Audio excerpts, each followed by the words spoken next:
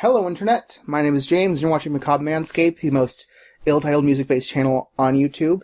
And today on the channel I want to start a new series called the Nouveaux Sorties, or just the new releases of whatever week.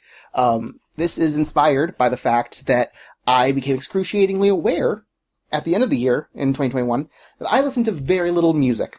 New music. And I've always been aware of this fact. I stopped paying attention to new releases around 2015. It just wasn't in the cards for me at the time to bother, keeping up. Now, that being said, I enjoy a nice end-year listicle. I love a top 10 worst or best of whatever thing. I love some listicle content.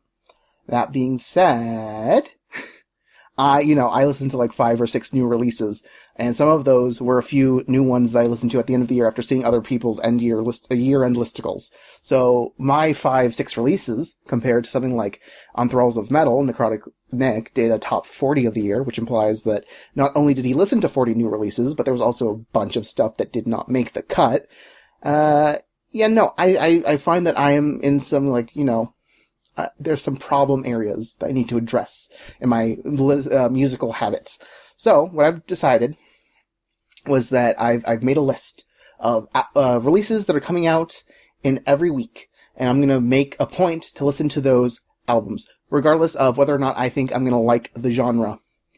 Basically, it's major-ish bands that I know of that I don't think I'm going to like, know that I probably don't like the genre, or even, sprinkle in some smaller bands that I'm going to give a chance, as long as it's readily accessible via, Spotify or YouTube, right?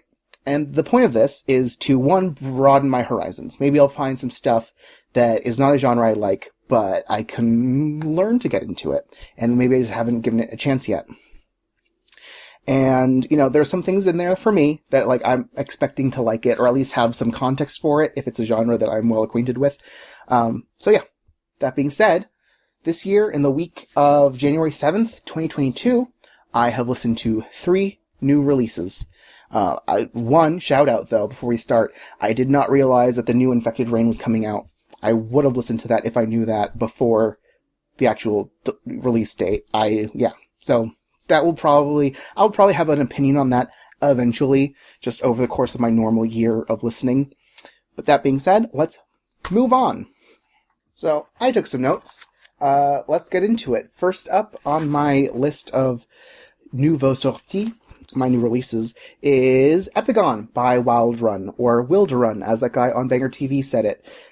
Their 4th album, released via Century Media Records, and that is 71 minutes of, really airy, fluttery, cinematic, progressive metal.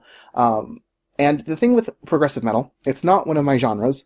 That, I'm mostly a gothic symphonic guy, whatever. Sometimes progressive, enters that, Venn diagram, right? Especially the Dutch scene went super prog to, starting in, the late 2010s. Nope, in the late 2000s, moving into the 2010s. Now then, that being said, there's a few flavors of progressive metal that I've noticed, and, I was expecting one of 2 camps, really. Either the prog metal that's just it's just kind of hard to qualify where it fits. It's not quite thrash, it's not quite symphonic, it's not quite, X, Y, and Z, so on and so forth. Those are my favorite. I tend to find of progressive metal. It's just we don't really know where this goes. We're just going to put it in progressive. And if it wasn't going to be that, I assumed that Epigone was going to be in the camp of really technical, bouncy, off the wall, riffy progressive metal. And it's not that either. It's very laid back and chill, and it's big on soundscapes and musical landscapes. There's a lot going on in it. It, fluctuates between this really chilled out, broad sounding choirs, film score-esque, and then going into something that's maybe a little jazzy before coming back into something that's very black metal inspired. And I kind of needed it to be a little bit more grounded.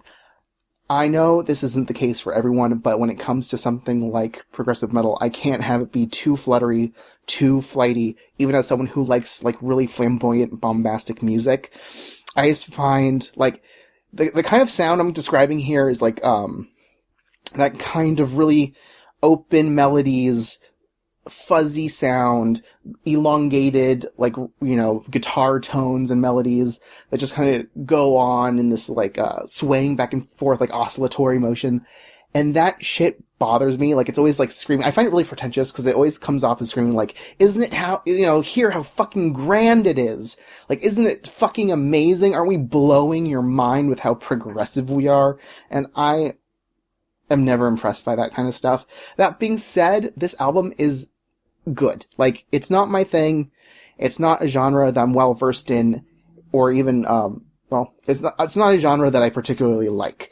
That being said, the guy has a nice voice, the growls are on point, the black metal adds some, influences, add some abrasiveness, to kind of break up the really, like, whimsical kind of parts. And there's also some, like, interesting, like, American folk instrumentation that adds some, like, texture. And, in general, I enjoyed it. It's not something I'd probably ever listen to again. Some people will, like, ruminate on an album a long time before, like, putting up a review of it. And I don't think I'd even be able to. Like, the good parts on this are good, but it's just not something that I would want to sit through. Like, despite something that's going to be coming up later, I really don't want to listen to, like, the 14-minute long, Wool Gatherer on this album. But yeah, so I guess I'm going to have to give it a rating. Again, it's not my thing. If you want someone that's more, well-versed in the genre's opinion, again, the guy from Banger TV, I recommend his review. He gave it a 4 out of 5 or something. I think they do out of 10. I don't really remember what he gave it. I'm gonna give it, because I have a weird rating system, I admit. I have to, like, first of all, because of the way that I actually numerically score albums, it skews higher up than I think most people do, so I have to even, like, put my weird curved grading scale on another weird curve. So I'm gonna say that Wilderun's Epigone received a 3-star rating, or a 6. I'll say 6 out of 10. I'll do out of 10. 6 out of 10. And I will not divulge any other information than that. The second thing I listened to on this first Friday of the year was an Outlaw stand by Nocturnal Graves. They are a blackened thrash death metal band out of Australia, and they released I believe this is their 4th album as well, following a Wilderun. Their 4th album, I'm pretty sure. And this was released under Season of Mist Underground Activists. Their, underground imprint, or their controversial band imprint, whatever that means. Anyways, so, this is, if you thought Wilderun was out of my wheelhouse, this is really out of my wheelhouse. That being said, I thought it was fine. No complaints. To some extent, I think I am just kind of numbed to a lot of extreme metal. Like, I have on several occasions tried to, throw myself into black metal and death metal. Not so much thrash metal, but, for sure the first two. And just kind of been bored. That's just me. Like, again, like, it's nothing against, the bands. It's not a sound that speaks to me. So that being said, Nocturnal Graves, in this album, I feel like they did a really good job at mixing all three, subgenres here, thrash, death, black, and really, like, made it, like, an amalgamation of the genres, than rather than it being, like, this is, like, a blackened thrash sound sometimes, and then blackened death. Though there is some of that. For the most part, I feel like they do a good job at just being kind of, like, an extreme metal band in the vaguest terms. Yeah, so the thing that stuck out to me most was the black metal sound. That's just because it sounds similar production-wise to a lot of post-2010s American black metal, which is the stuff that I would get in my, local underground black metal, record label, indie labels. So that's the thing that stuck out to me. And then there would be some, like, really, like, heavy technical or just aggressive, like, death metal and thrash metal riffing.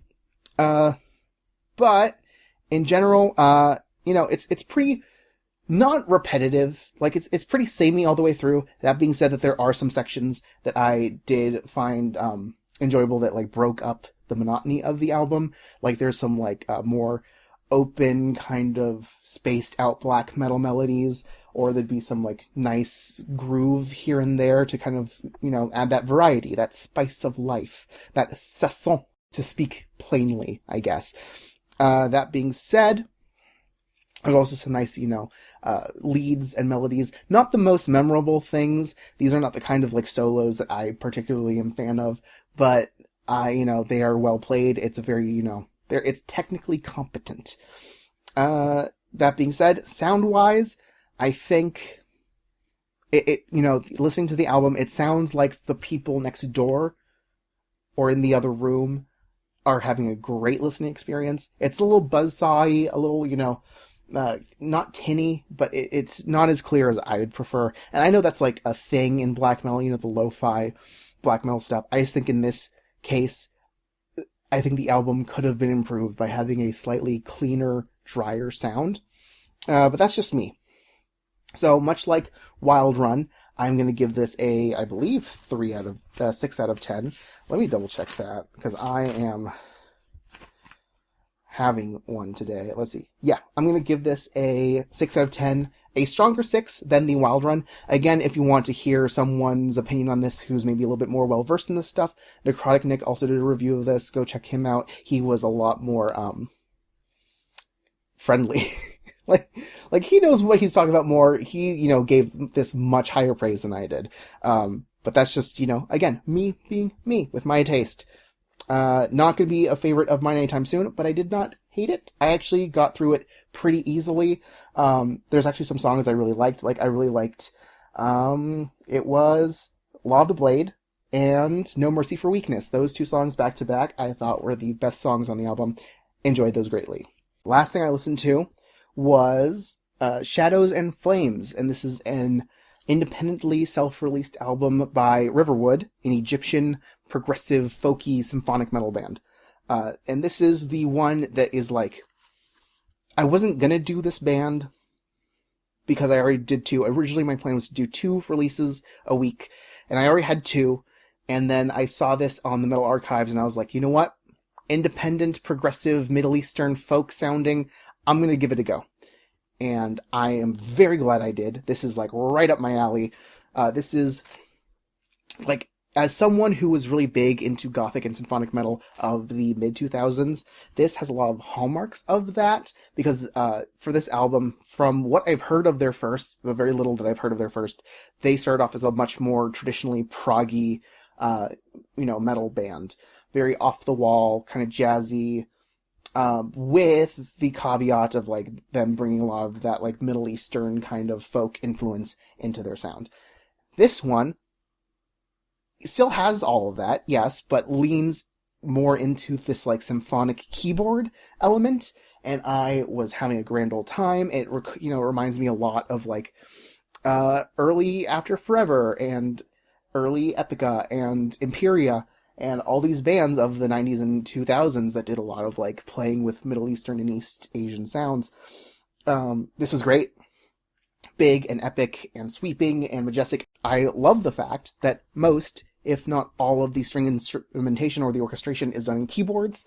I feel like bands oftentimes go too big with the orchestra these days, and they are absolutely just, like, crushed under the weight of their own ambition, and this was a breath of fresh air. Like, yes, it is an independent release, and yes, the, like, the production, you can tell, is a little thin, but it really didn't bother me. And these are, like, 12-minute long songs, and that is also something that usually bothers me. And this was great. The first time, well, first of all, the opening song is, like, 4.5 minutes. It's, like, the shortest actual song on the album, and I didn't know what to expect. This one is, like, the odd man out in that lyrically, whereas it's, like, influence on its sleeve, and it's, like, about Skyrim, and so there's, like, a little bit of, like, that, like, Nordic folk stuff going on in this band, too. A little bit, because, you know, Skyrim, super European, you know, fantasy world based. And, you know, there's layers to that, and there's nuance, of course, but it definitely falls into that, like, Eurocentric model, I guess, of fantasy, right? Not always, but it's fine. Not, just whatever. Just continue.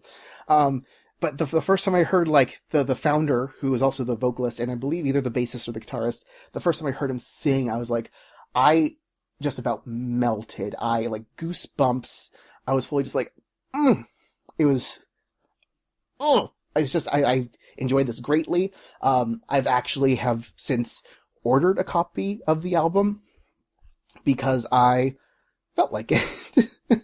I really liked it.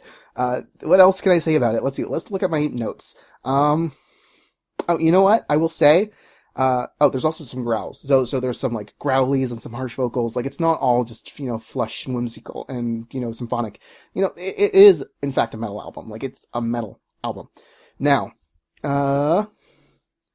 what else do I have to say about it? I don't know. I'm just gushing at this point. But, there's... Okay, here's something. So, they're Egyptian, and I thought it would have been really cool to get some, like, not all of it, like, sure, they can write their lyrics in English or whatever, but, like, a little bit of, like, Arabic in the music for the lyrics would have been great. Would have loved it. This was really fun. I'm glad I did this band. I purchased myself a copy of the album, and I also went back after realizing that they still had copies of their first album, went ahead and got one of those too. And those are coming sometime in the future. So excited. Anyways, so that brings us to an end to my first Nouveaux Sorties week, right? That was successful. Oh, rating. I forgot to give a rating to the Riverwood album. I gave that an 8. That's an 8 out of 10. And honest to God, I feel like my enjoyment of this album can only increase with repeated listens. So, this might honestly end up on my best of the year list if I do end up making one of those. Keep an eye out for it. We will see. It is still January. The year has just begun. So yeah, that brings us to an end to my first week of Nouveaux Sorties. And I think so far we did a pretty good job. I tried new things that I didn't think I would or even like. And though, sure, I didn't love it, I still enjoyed some of it. And, yeah. There's still 51 weeks of the year to go. So can't wait to see what's coming. We'll see you guys next week.